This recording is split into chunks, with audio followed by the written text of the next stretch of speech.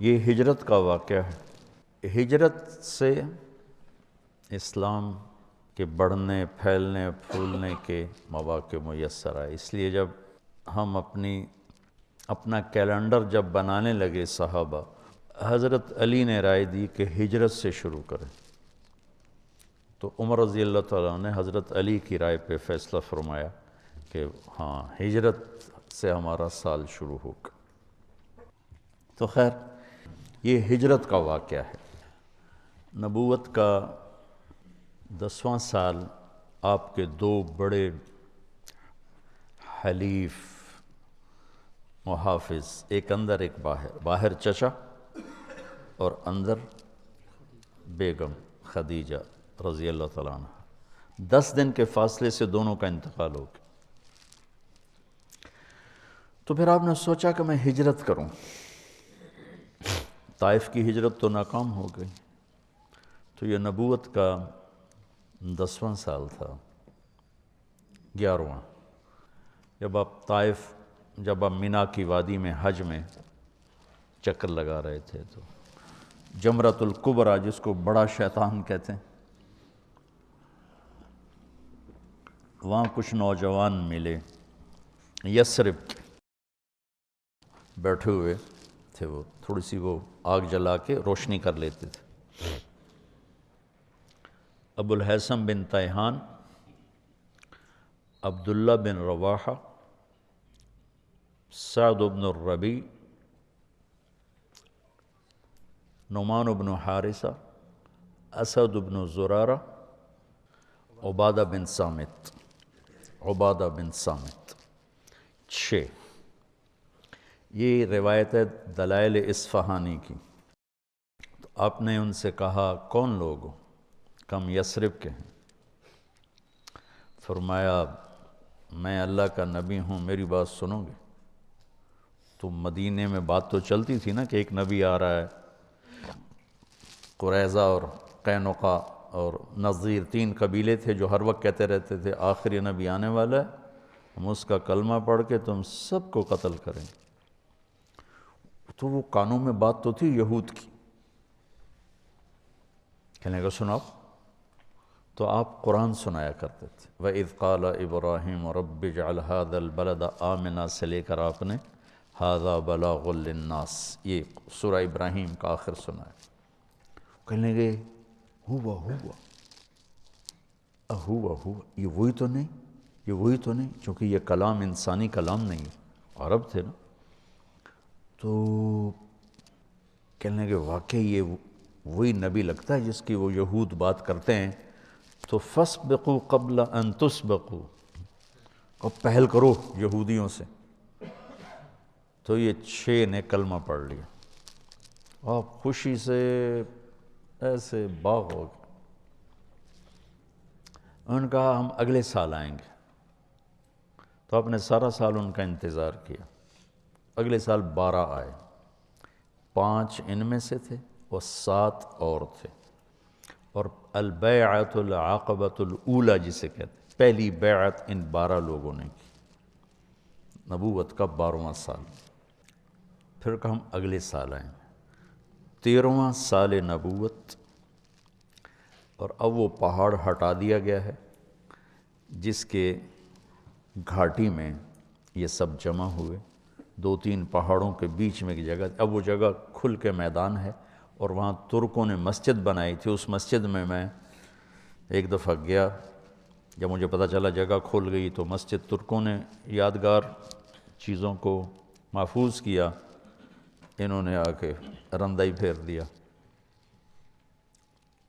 وہاں میں نے مغرب پڑھی، پھر عشاء تک بیٹھا رہا، تو مغرب کی اذان بھی میں نے دی، جماعت بھی میں نے کرائی، کوئی شرطے آ گئے، پھر عشاء پڑھی، عشاء پڑھ کے پھر میں وہاں سے نکلا۔ تو 72 لوگ تھے، 2 عورتیں ام منیع، ام عمارہ، اور 70 مرد۔ رات کے اندھیرے میں یہ سب جمع ہوئے، تو آپ اپنے چچا عباس کو بھی لے کر گئے۔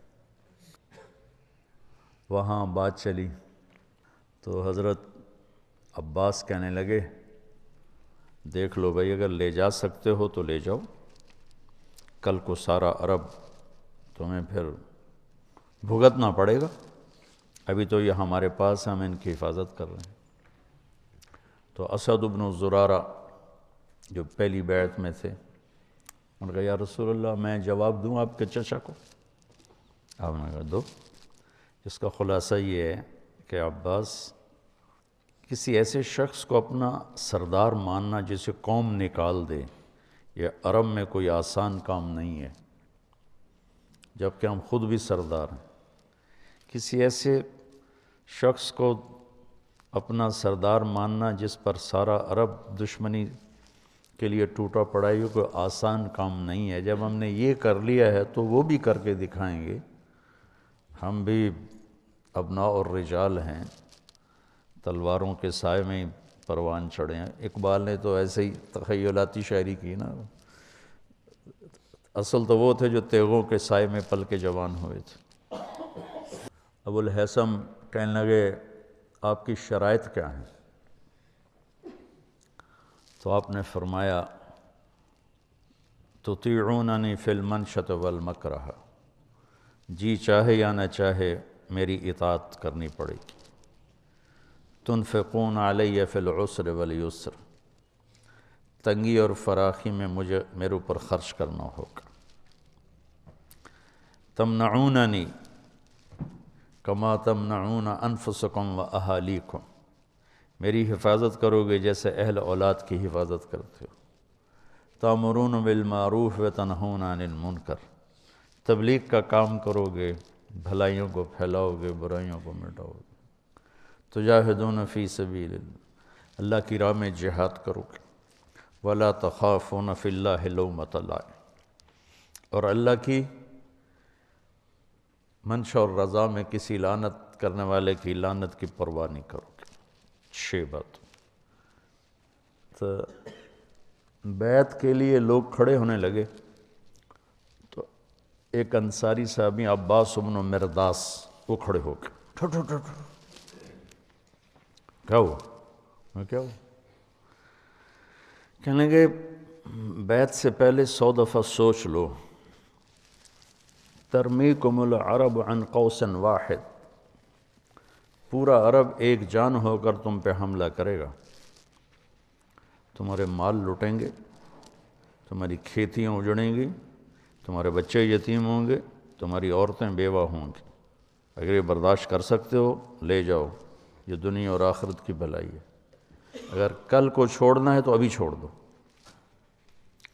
تو ابو الہیثم کھڑے ہوئے، یا رسول اللہ یہ اگر سب کچھ ہو جائے جو ہمیں یہ کہہ رہا ہے، اس پر ملے گا کیا؟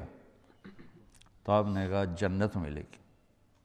قید اللہ نبالے کا، پھر کوئی پرواہ نہیں، ہاتھ بڑھائی۔ تو سب سے پہلے بیعت کی ابو الہیثم بن تیہان یا برا بن معرور، 2 نامات انہوں نے بیعت کی۔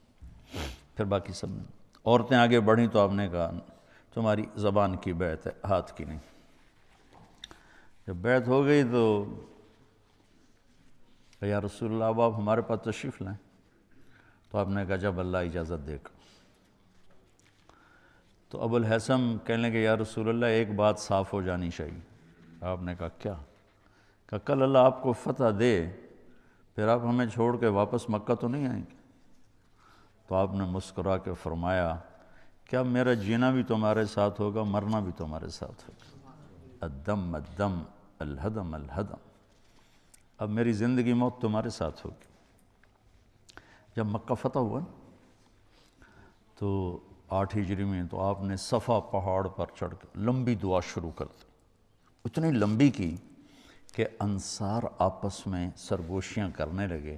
اما الرجل فقد اخذته الرأفة بعشیرته، لگتا ہے کہ وطن کی محبت نے پکڑ لیا ہے، اب